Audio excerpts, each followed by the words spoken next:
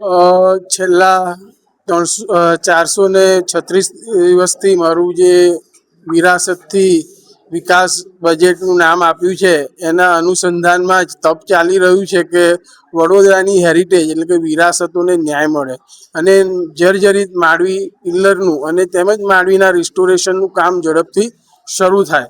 પરંતુ 2025નું આખું વર્ષ આપણે જોયું તો ટેન્ડરિંગ પ્રોસેસના નામે કમિશનર સાહેબે આખું વર્ષ પૂરું કર્યું છે અને ત્યાર પછી વર્ષના છેલ્લા દિવસે 4,96,00,000ના બજેટ ટેન્ડરને પાસ કરીને આ કામ સવાની હેરિટેજને સોંપવામાં આવ્યું છે. આજે સવાની હેરિટેજને જે સમય મર્યાદા આપેલી છે 27 મહિનામાં માંડવી અને આ રિસ્ટોરેશનની કામગીરી પૂરી કરવાની, તો આજે એના 6 મહિના વીતી ગયા છે છતાં પણ ગ્રાઉન્ડ લેવલ પર કામગીરી ઝીરો છે. અને જ્યારે પણ રિવ્યુ બેઠક થાય છે અને માંડવી હેરિટેજની વાત થાય છે ત્યારે કમિશનર સાહેબ એવું કહે છે કે ટેકનિકલ કારણોને લીધે કામ શરૂ થતું નથી. હવે 10મી જૂનના દિવસે કહીએ તો એક માંડવીનું પરીક્ષણ કરવામાં આવ્યું છે, જેના દ્વારા માંડવીના નીચે જમીનમાં 5 ફૂટ સુધીના જે કહીએ એના રિપોર્ટો કાઢવામાં આવ્યા છે અને ત્યાર પછી મહાનગરપાલિકાના હેરિટેજ સેલમાંથી મેડમે જે અધિકારી હશે જેમને આ કામ સોંપ્યું હશે એમને મીડિયામાં બાઇટ આપી છે કે માંડવીની કામગીરી 15થી 20% પૂરી થઈ ગઈ છે અને માંડવીનું કામ હવે ઝડપથી વધારે ફૂલ ફેઝ શરૂ થશે. તો જ્યારે કમિશનર સાહેબ કહે છે કે ટેકનિકલ કારણોને લીધે કામ શરૂ નથી થતું ને એ જ કચેરીના એક અધિકારી કહે છે કે 15-20% કામ પતી ગયું છે અને અમે સતત મીડિયાના માધ્યમથી બતાવીએ છીએ કે માંડવીની રિયાલિટી શું છે કે ગ્રાઉન્ડ લેવલ પર કોઈ કામ જ નથી. એટલે જે એક જ કચેરીમાં જે કોન્ટ્રાવર્સી થઈ રહી છે અને પબ્લિકને ખ્યાલ નથી આવતો કે શું થઈ રહ્યું છે. આજે 5 કરોડના બજેટમાંથી કહીએ કે 20% કામ પતી ગયું છે, એનો મતલબ અંદાજિત 1 કરોડ રૂપિયા કહીએ તો જે સવાની હેરિટેજને ફળવાઈ ગયા છે એવું માની લેવાય.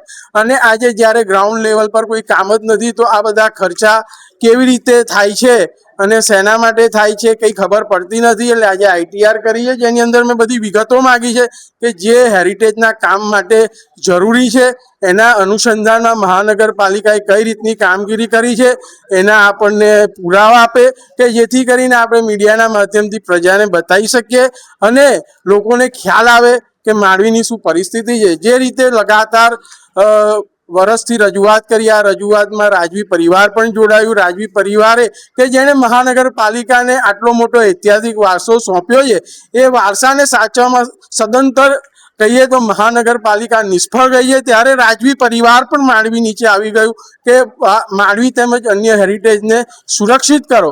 પરંતુ વર્ષ 2000નું કહીએ ચોમાસું પણ વીતી ગયું, વર્ષ 2026નું ચોમાસું પણ આવી ગયું, હજી માંડવીની કામગીરી કહીએ તો યોગ્ય રીતે શરૂ થઈ નથી અને માંડવીની પરિસ્થિતિ દિવસે ને દિવસે બગડતી જાય છે.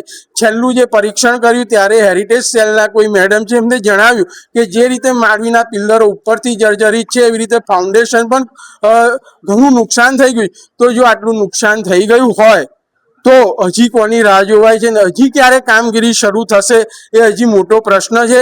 એટલે આ માહિતીની આધારે આપણને સાચી માંડવીની માહિતી ખબર પડે ને સાથે સાથે વિરાસતી વિકાસ બજેટનું નામ તો આપી દીધું છે પણ એના 6 મહિના 2026ના વીતી ગયા, હજી માંડવીની તો કામગીરી શરૂ થઈ નથી. તો પછી ન્યાય મંદિર, લહેરીપુરા અને તાંબેડકરના વાડાની ને સૂર્યનારાયણ બાગની કે જે મહાનગરપાલિકાના કમિશનરે મીડિયામાં જાહેર કર્યું છે કે અમે વર્ષ 2026માં આની પર કામગીરી કરીશું, તો હજી માંડવીની તો કામગીરી ગ્રાઉન્ડ લેવલ પર ઝીરો છે.